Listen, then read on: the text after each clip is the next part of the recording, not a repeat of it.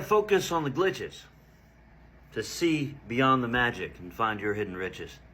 It's not easy. It's a certain way of thinking. I actually learned over my lifetime, having been trained in science and always having been one to enjoy big discoveries, even if they were scary discoveries. If you're a starseed, earth angel, or something of the type, there's almost no doubt in my mind anymore that there's some sort of riches, some sort of inheritance that's been kept from you, hidden systematically since before you can remember. And it may be a material inheritance. I have one of those myself that I've uncovered. Or it may be a spiritual inheritance. It may be both.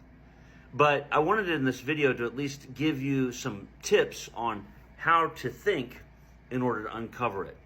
Because the people who are doing the covering are part of a network that is very good at this, and they use black magic and all kinds of means, different technologies, to make it so that we don't see the magic act in progress. So in order to uncover and see through the veil, we have to become good at spotting the glitches, the anomalies, the moments that don't quite add up, that make us go, The important thing in any big discovery is finding those glitches. Imagine you're walking along one day and your whole life you've learned that rocks fall downward. But then one day, you look at a rock and it falls straight up to the sky. That would be a glitch. See, that rock falling upward, even once, calls into question the entire law of gravity that we've known since birth. This is a very important thing to note. These exceptions to the rule show that the entire rule is relative. And in your story, there are no doubt going to be glitches. What will happen is, as your story begins to get clear in your mind, you will see more and more major glitches that are just like rocks falling upward. But then you'll look back at your story beforehand, you'll see that all along there were breadcrumbs of smaller glitches. And you'll notice that it all forms a big pattern, and then the narrative becomes clear. In my case, if you've heard me talk about my own situation in the past months, it's a pretty clear story at this point. As I understand it, my ex was involved with some sort of a trafficking operation. And my daughter, through her felonious boyfriend, was being lassoed into that also, in a way, also to get at me. And I've been fighting that battle pretty vividly over the past months, being chased around by different players. I won't mention names because then they'll ban the video. But different players, some of whom you know, some of whom we might say were in the mob. Now, it does appear that that chase is about ended now, and the karmic cycle is wrapping up. But for the longest time, it seems this was going on, and I had no idea. My awareness began around March of last year when I noticed a glitch. There was a girl I was dating from out of town. She lived down in New Orleans, and she had borrowed a laptop. And when I opened that laptop, she had left it open to a Google account where I saw some emails that confirmed some suspicions I had about her loyalty. That one rabbit hole, which unraveled the relationship that we were forming, or even the friendship that we had, ultimately led me to discover that there was some sort of a coven that she was involved with. And I felt that energetically, and I started to speak to it on this channel. And I noticed that when I did, it changed the behavior on the other end. So I started to have this relationship with whoever this mysterious forces were behind the veil for a few months through this channel. And at a certain point around this time last year, the 8/8 portal, I had a download intuitively that they were doing some form of sex magic. I had broken up with her, and that she was involved in some sort of tantric sex magic to try to get at me to keep me from going through that portal. I spoke about it on this channel, and I also told some stories, testing some hypotheses I had about the involvement of my family with her.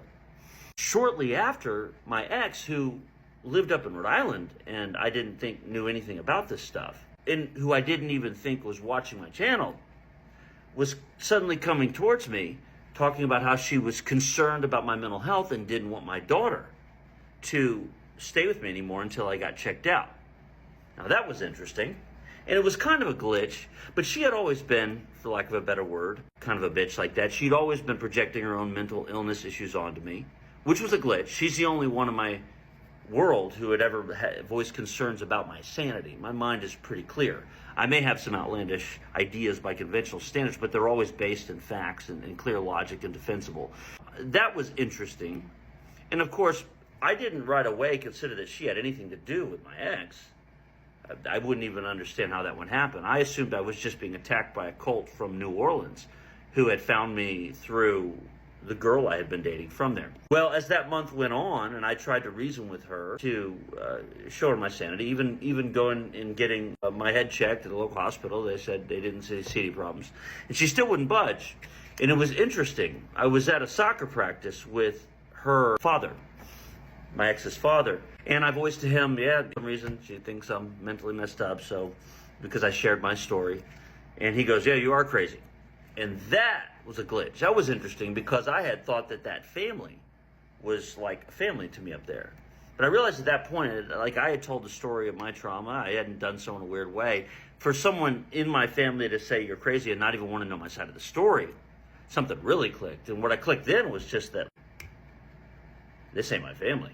I mean, whatever's going on, they ain't my family. So then I made a decision to leave Providence, and ever since then I have only gone back to visit my daughter back before I realized she was caught up in the trafficking operation. But at this point, I still didn't realize that my ex's family was part of this big legacy of dark stuff associated with what I believe are the Scottish Rite Freemasons. Flash forward to January. I'm in battles legally to try to get my custody rights back of my daughter. And I go to pick my daughter up at school with her mother. We used to do that. And her mother said, be careful talking to her. She doesn't necessarily like people touching her anymore. And she started hysterically crying. And I thought that was interesting because she doesn't like to show emotion, but it was like a hysterical cry, almost as someone who knew that my daughter was being abused. I said, have you talked to her? Is everything okay? And she says, oh, no, everything's okay. I thought, that's interesting. Then I get reports of my daughter being abused. And I put two and two together about some of the stories my daughter had told me. And I went to her mother in March to check for sure, and her mother denied it vehemently and then issued a protection warrant against me. I thought, oh, that's interesting. And that's a total glitch. Nothing like that's ever happened. What I see now is that I was getting closer to the prize. I was about to uncover it after months and months. So a couple weeks later, we go to the court to deal with this warrant situation. Her lawyer said, we'll just write the whole thing off. They just want to waive everything. Just sign this. And the thing I signed said that I would never talk publicly about her mother. And I realized, oh, this whole thing was a cover. The whole warrant thing was so that I would sign this, and then that would protect their ass with some sort of mob organization that they're working with. And I had already at that point outed at 26 Oakland Avenue what I believed to be a sex trafficking hangout. Flash forward, I believe it was around the end of April, I go into court for that warrant because they ended up getting me arrested for a good night call with my daughter. And there was literally a killer and known pervert, drug addict, Matthew Riley, that they put in the courtroom and tried to isolate me. Things flash forward, and eventually it got to where they're just like chasing me in the open. And I've got tons of stories about that. But all of these little glitches along the way added up to big glitches where they're literally jumping the shark. And those glitches end up being the hard evidence that you can ultimately use to prove your case. Now, in my case, I've now found all these platforms where they've been bad-mouthing me. We can link them to the IP addresses, even through their VPN. We've been able to figure that out. There's all kinds of solid evidence now that I have legally to win my case and claim my riches. But it all started with those tiny little glitches. I tried to cram a lot into a little video here, but I hope you found it helpful to sort of understand how this untangling process works. We have to note the glitches, the things that seem odd, keep a journal of them, and then stay present as they unfold and keep beating the bushes to see what comes out. Eventually, you'll get really big pieces that fall in your lap, and then when you look back, you'll be able to tell the story and it'll all make sense. It's not like at the end of the Empire Strikes Back, Luke, I am your father, John, I am a sex trafficker, holding your daughter hostage, pretty dark, but at least I discovered the truth and I got some evidence now. And I want the same for you because I want us to put all of these crooked bastards away so we can create the new earth together. So I hope you found this helpful.